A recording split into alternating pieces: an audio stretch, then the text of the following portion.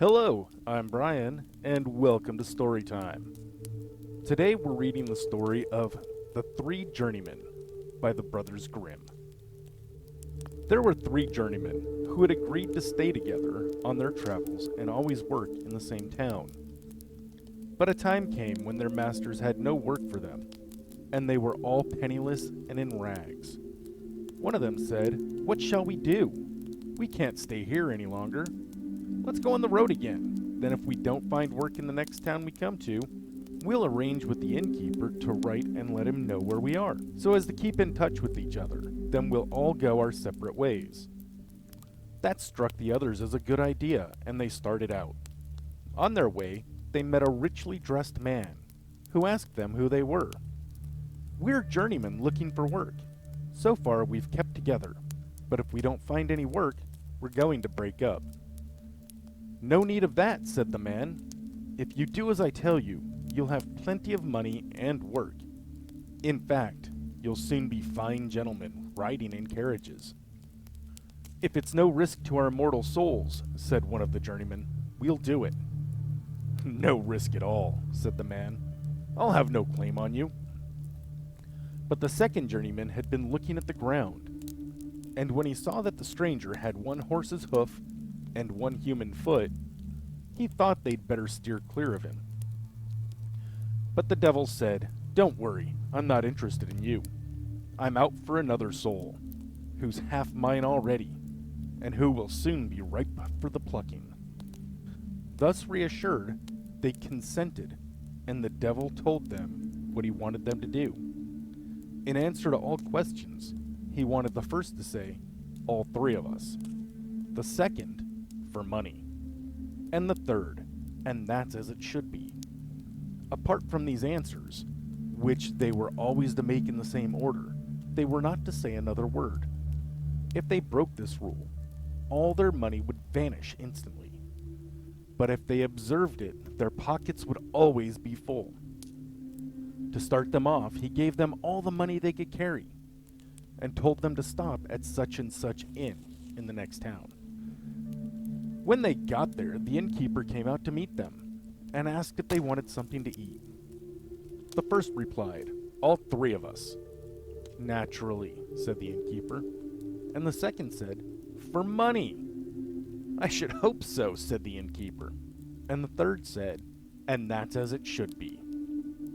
And the innkeeper said, "You've hit the nail on the head." The best food and drink was set before them, and they had no complaint about the service. When they had finished their meal, and it was time to pay, the innkeeper handed them the bill. "All three of us," said the first. "For money," said the second. "And that's as it should be," said the third. "Right you are," said the innkeeper. "All three of you will pay. I can't serve anyone without payment." After this, they paid more than the innkeeper had asked. The other guests looked on and said, "Those fellows must be crazy." "You took the words out of my mouth," said the innkeeper. "They're not right in the head." The journeymen stayed on at the inn for a while, and all they ever said was, "All three of us, for money, and that's as it should be." But they kept their eyes open and saw everything that went on. One day, a rich merchant came to the inn.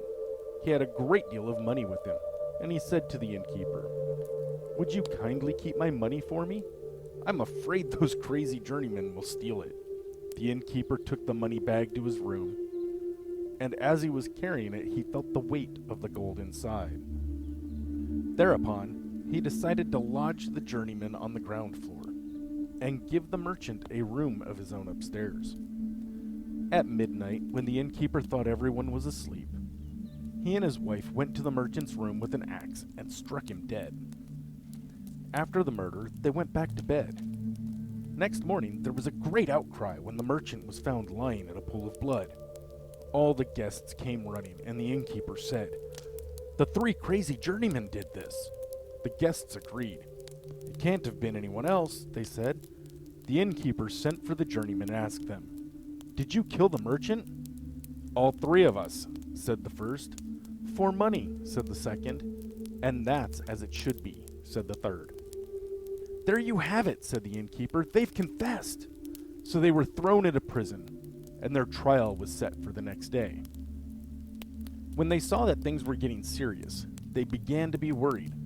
But the devil came to them at night and said, "Stick it out just one more day, and don't throw your luck away.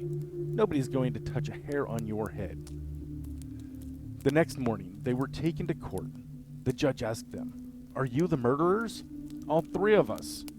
"Why did you kill the merchant?" "For money." "You villains," said the judge.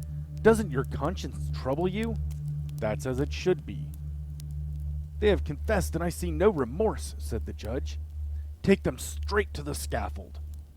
So they were led to the scaffold, and the innkeeper was obliged to stand with the witnesses.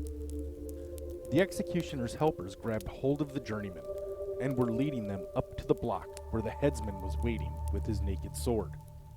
When a carriage drawn by 4 blood-red chestnut horses came driving up so fast that sparks flew from the cobbles, a man leaned out the window, waving a white handkerchief.